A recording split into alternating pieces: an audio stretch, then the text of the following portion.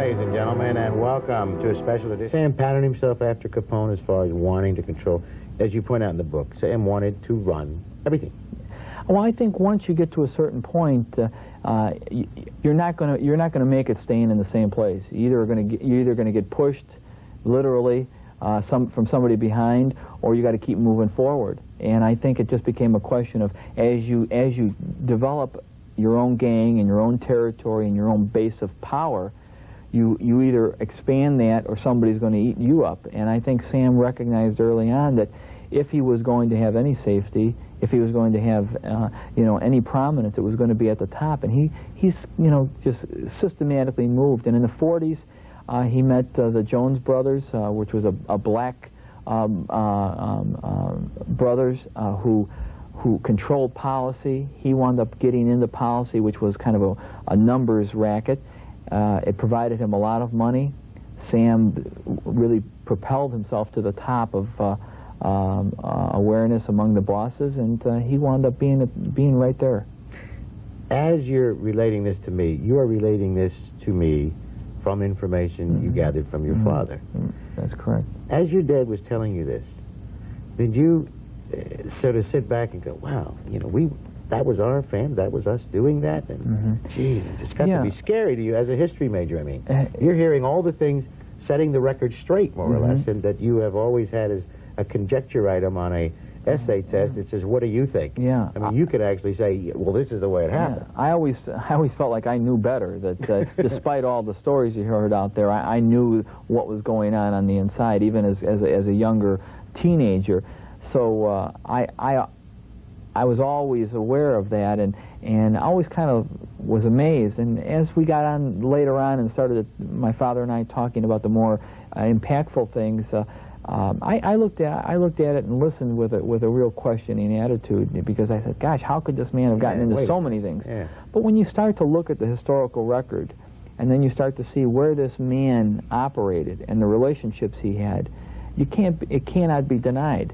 And it's just not what I've said, it's what other people have also documented that make now us telling the story even more impactful and more credible, because the historical information is laying out there between Sam and his relationship with the CIA. The government admitted that they hired Sam Giancana to assassinate Fidel Castro, which didn't happen. But and so there's a lot of information out there that now lends us the opportunity to kind of put things in more focus, because there's a link between all of this, and that's what I think we've missed as American citizens, that we've been given bits and pieces, and we all think they're just bits and pieces. Do you think we wanted a link?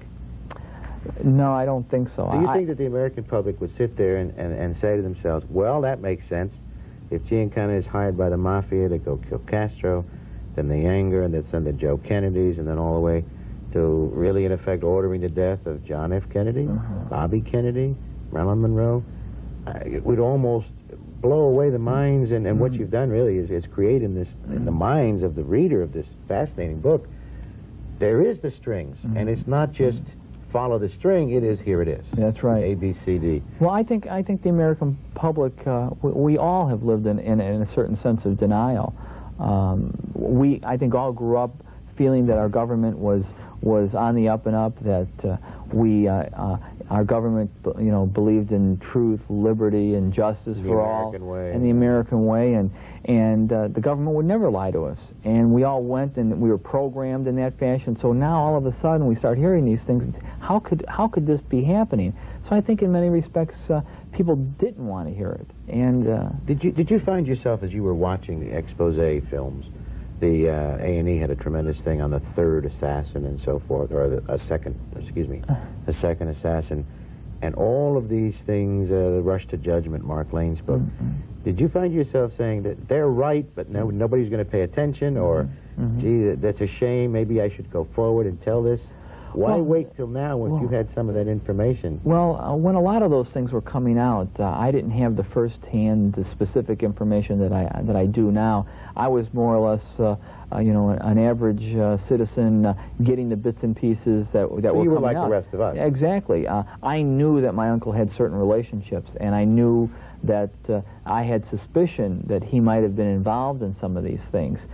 Never really confirmed, but then when we finally decided to really get into his life and my father divulged this information, that's when really the connections were made. Go back to that day when your dad said, yes, almost like, yes, Virginia, there is a Santa Claus. Yes, Sam, it was your uncle that did that. Was that a day you can remember, or was it done like that?